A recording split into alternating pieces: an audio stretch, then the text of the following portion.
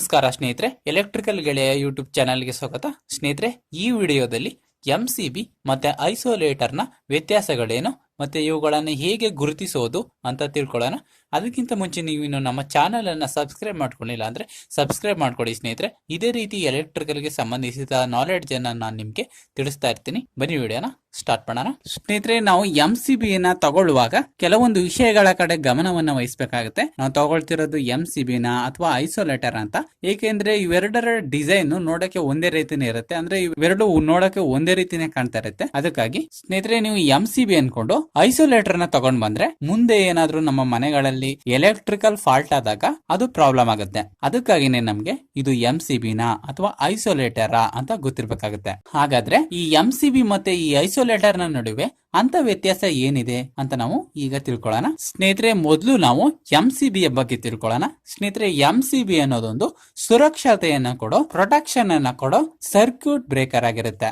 ಏನಿದು circuit breaker ಅಂತಂದ್ರೆ circuit ಅನ್ನ ಬ್ರೇಕ್ ಮಾಡೋದು, ಆಟೋಮೆಟಿಕ್ ಆಗಿ ಆಫ್ ಮಾಡೋದು ಅಂತ ಅರ್ಥ.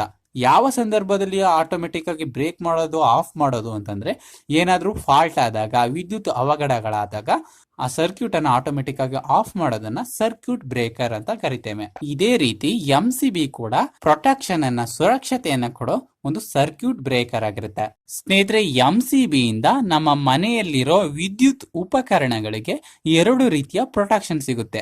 ಒಂದು ಓವರ್ಲೋಡ್ ಪ್ರೊಟೆಕ್ಷನ್, ಇನ್ನೊಂದು short circuit protection. Overload protection ಅಂತಂದ್ರೆ MCB ಯ ಸಪ್ಲೈ ಇಂದ ಯಾವ್ದಾದ್ರು ಒಂದು ಉಪಕರಣ ರನ್ ಆಗ್ತಾ ಇದೆ ಅಂತಂದ್ರೆ, ಉದಾಹರಣೆಗೆ ಒಂದು ಫ್ಯಾನ್ ರನ್ ಆಗ್ತಾ ಇದೆ ಅಂತಂದ್ರೆ, ಆ ಫ್ಯಾನ್ MCB ಯಲ್ಲಿ ಕೊಟ್ಟಿರೋ ಕರೆಂಟ್ ರೇಟಿಂಗ್ ಗಿಂತ, ಅಂತಂದ್ರೆ ಈ ಉದಾಹರಣೆಗೆ MCB ಯಲ್ಲಿ ಕೊಟ್ಟಿರೋ 10 ಆಂಪಿಯರ್ ಕರೆಂಟ್ ರೇಂಜ್ ಗಿಂತ 12 ಆಂಪಿಯರ್, 15 ಆಂಪಿಯರ್ ಈ ರೀತಿ ಕರೆಂಟ್ ಅನ್ನ ತಗೊಂಡಾಗ ಆ MCB ಆಟೋಮೆಟಿಕ್ ಆಗಿ ಟ್ರಿಪ್ ಆಗೋಗುತ್ತೆ.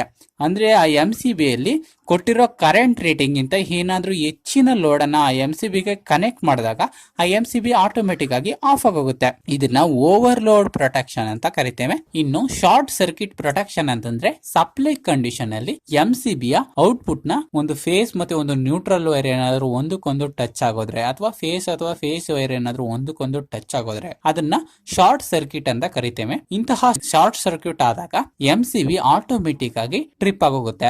ಈ ಮೂಲಕ ಏನಾದ್ರೂ ಫಾಲ್ಟ್ ಆದಾಗ MCB ಆಟೋಮೆಟಿಕ್ ಆಗಿ ಟ್ರಿಪ್ ಆಗಿ ನಮ್ಮ ಮನೆಯಲ್ಲಿರೋ ವಿದ್ಯುತ್ ಉಪಕರಣಗಳಿಗೆ ಪ್ರೊಟೆಕ್ಷನ್ ಅನ್ನ ಕೊಡುತ್ತೆ.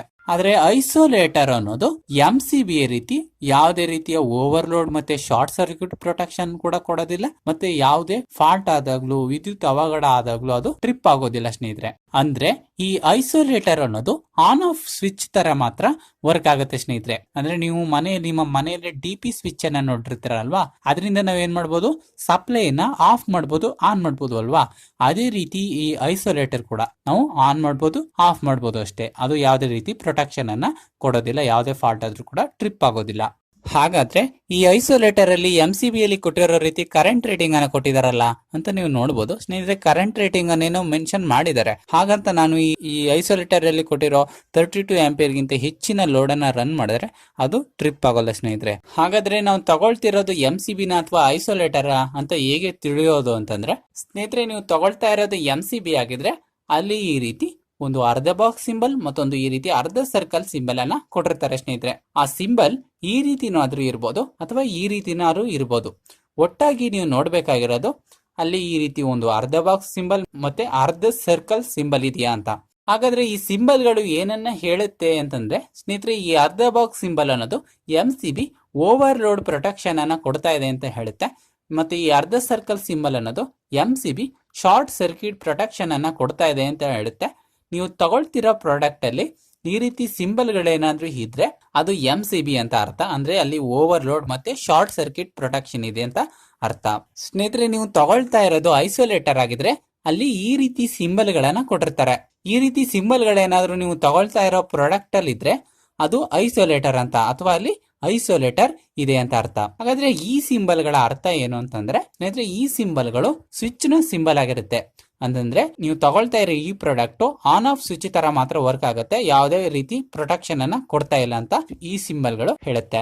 ಮತ್ತೆ ಸ್ನೇಹಿತರೆ, ಈ MCB ಯ ಹ್ಯಾಂಡಲ್ ಇರುತ್ತಲ್ಲ, ಇದು ಯಾವಾಗ್ಲೂ ಬ್ಲಾಕ್ ಕಲರ್ ಅಲ್ಲಿ, ಬ್ಲೂ ಕಲರ್ ಅಲ್ಲಿ, ರೆಡ್ ಕಲರ್ ಅಲ್ಲಿ ಮತ್ತೆ ಗ್ರೀನ್ ಕಲರ್ ಅಲ್ಲಿ ಬರುತ್ತೆ. ಆದ್ರೆ ಐಸೋಲೇಟರ್ ನ ಹ್ಯಾಂಡಲ್ ಯಾವಾಗ್ಲೂ ರೆಡ್ ಕಲರ್ ಅಲ್ಲಿ ಇರುತ್ತೆ. ನೀವು ಈ ಬಣ್ಣಗಳನ್ನ ನೋಡಿ ಇದು MCB ಐಸೋಲೇಟರ್ ಅಂತ ಪರಿಗಣಿಸಬೇಡಿ. ನೀವು ತಗೊಳ್ತಾ ಇರೋ ಪ್ರಾಡಕ್ಟ್ ಅಲ್ಲಿ MCB ಸಿಂಬಲ್ ಇದೆಯಾ ಅಥವಾ ಐಸೋಲೇಟರ್ನ ಸಿಂಬಲ್ ಇದೆಯಾ ಅಂತ ನೋಡಿ ನೀವು ಪ್ರಾಡಕ್ಟ್ ಅನ್ನ ಪರ್ಚೇಸ್ ಮಾಡಿ. ಸ್ನೇಹಿತರೆ, ಈ ವಿಡಿಯೋದಿಂದ ನಿಮಗೆ ಹೆಲ್ಪ್ ಆಗಿದ್ರೆ ಈ ವಿಡಿಯೋಗೆ ಒಂದು ಲೈಕ್ ಅನ್ನ ಮಾಡಿ ಸ್ನೇಹಿತರೆ. ಇದೇ ರೀತಿ ಎಲೆಕ್ಟ್ರಿಕಲ್ಗೆ ಸಂಬಂಧಿಸಿದ ನಾಲೆಡ್ಜ್ ಅನ್ನ ಕನ್ನಡದಲ್ಲಿ ತಿಳ್ಕೊಳ್ಳೋಕೆ ಇಷ್ಟಪಟ್ಟರೆ ನಮ್ಮ ಚಾನಲ್ ಅನ್ನ ಇವತ್ತೇ ಸಬ್ಸ್ಕ್ರೈಬ್ ಮಾಡ್ಕೊಳ್ಳಿ. ಇವತ್ತಿಗೆ ಇಷ್ಟೇ. ವಿಡಿಯೋ ನೋಡಿದ್ದಕ್ಕಾಗಿ ಧನ್ಯವಾದ.